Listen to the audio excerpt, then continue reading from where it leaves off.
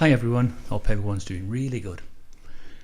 It looks like they're trotting out a new series of plays and dramas, trying to get things ready for the coming assemblies. Yeah, happened to see the 3 videos that were leaked out of the headquarters in Warwick.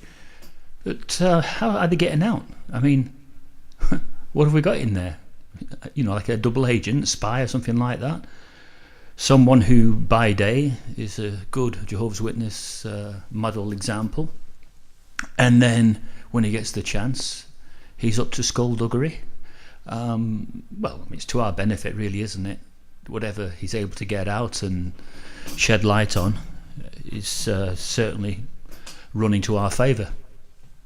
But I remember how the Jehovah's Witnesses always seem to trot out this phrase: remember the wife of Lot. Yes, I remember the wife of Lot. I mean, I've been tortured with that particular example for 40 years. But why was Lot's wife turned into a pillar of salt? Well, sure enough, this is how I perceive this situation. I just think that she'd built up a successful business empire within Sodom and Gomorrah. I think Lot and his wife were a business couple, and a very, very successful business couple. So, is it wrong to have pride in your work? If you've toiled and you've put the hours in and you've set up a dynamic and successful business, then why can't you reap the benefits of that business? Because that's all I see where she went wrong. Lot was different though. He was able to still have the trappings of quite a wealthy lifestyle within Sodom and Gomorrah at that time, and then just turn his back on it because God had told him to get out. And Lot was great the way he just went, well, you know, easy come, easy go. We've had a good time up to now, but that's it. We've come to the end of the road. And so he just walked in a forward direction away from Sodom and Gomorrah, and he wasn't interested in looking back because he was looking forward. He was looking forward to first of all serving his God, whom he loved.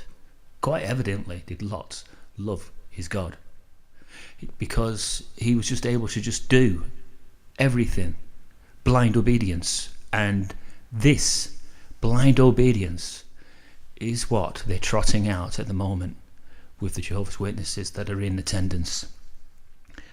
They are saying that your life will depend on following what might seem as absolutely ridiculous orders.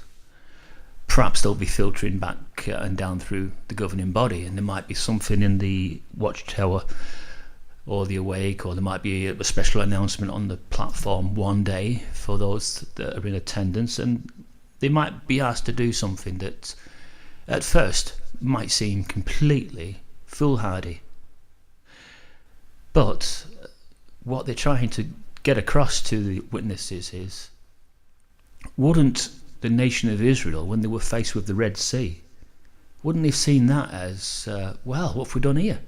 Yeah, Moses has only gone and led us to an ambush.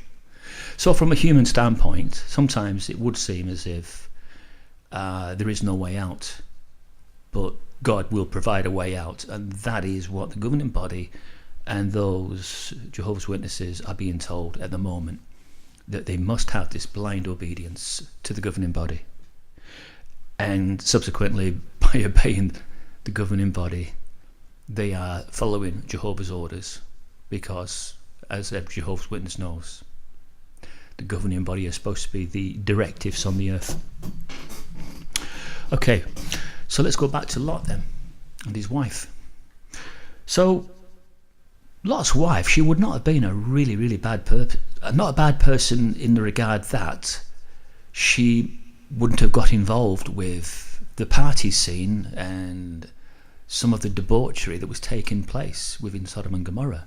You can bet your life that as a Christian woman, she would never have frequented the unsociable places where all these activities used to take place.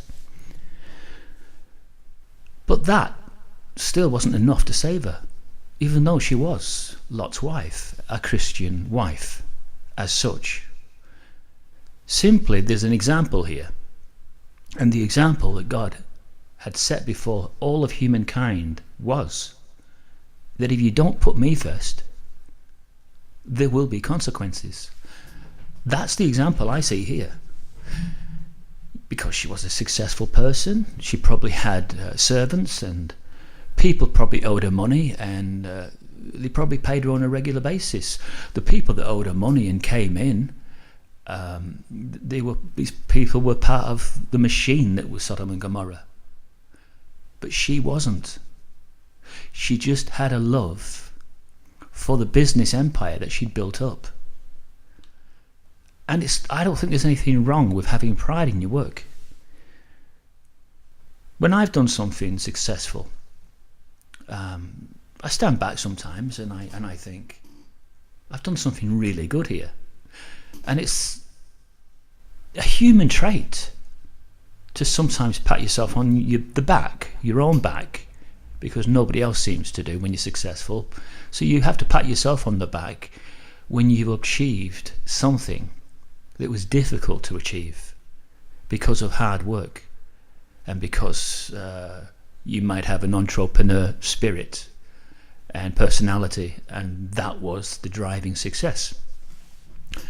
And I think that's where Lot's wife's real qualities were, that she would have had a driving, ambitious and business brain, and together as a married couple they were a successful business couple. There's no doubt about that. They would not have been part of the poor peasants of that particular city. People would have probably looked up to them and held them in high esteem because they were successful. And isn't that what humans do? They look at other humans who are successful and they automatically pay them respect. You can't help it. You see someone who drives one of the latest cars, he's got a beautiful house, and sometimes you just pay them respect, but you don't always know what kind of people they are.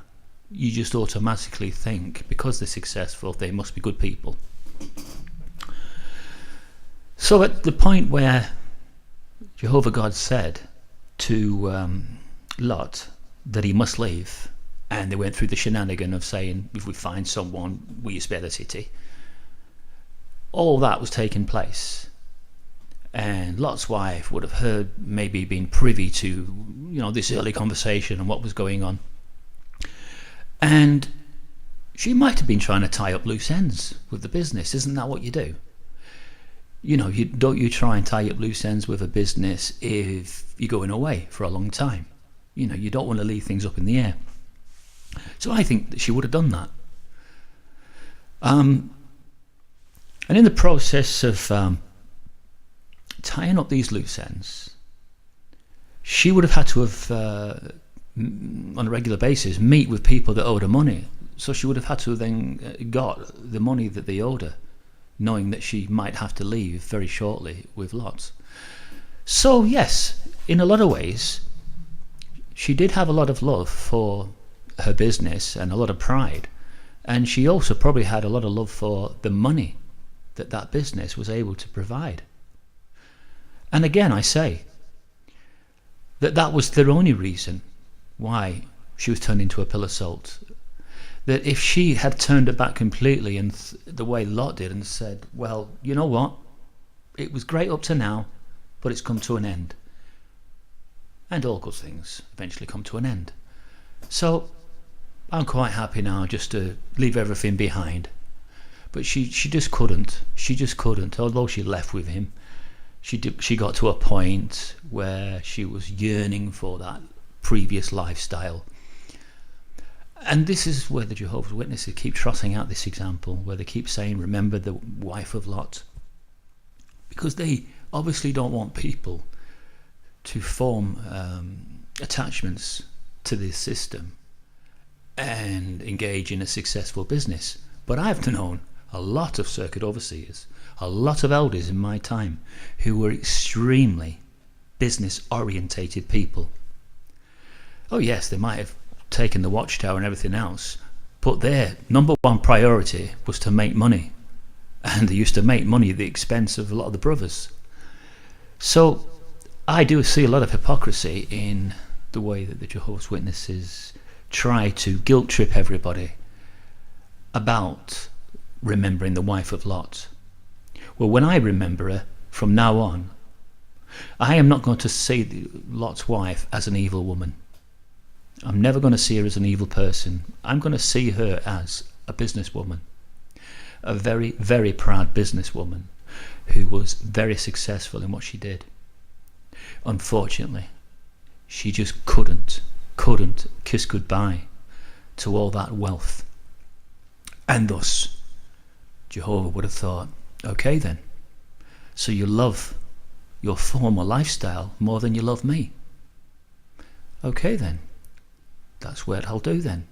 You can go back to them, or we'll have a permanent reminder of how much you love Sodom and Gomorrah, and how much you was given an opportunity to have life, and you chose and left your heart behind. And you learn something about God here. You learn that sometimes the churches portray God as God is love and he's all forgiving. He is not. God is not all forgiving. God only draws close to those that have drawn close to him.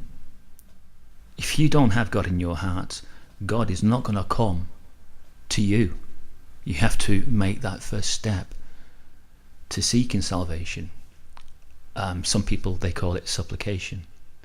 I've already admitted I find it hard to make supplication so that I can be born again. Doesn't mean, just because I can't make supplication, it doesn't mean that it doesn't go through my mind all the time.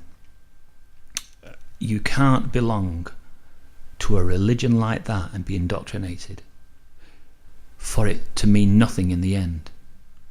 It will always leave an impact scar somewhere.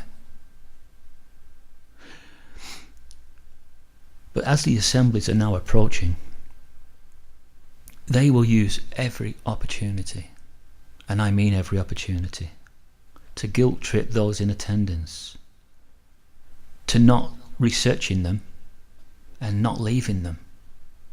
But basically they are saying we are in the 11th hour and that this system is coming to an end. And they will say to those that are still going that to have doubts in the 11th hour would be such a crying shame to miss out on what has been promised all these years. Well, that's my interpretation anyway of how I perceive Lot's wife. And I'd like to end it there. Thank you.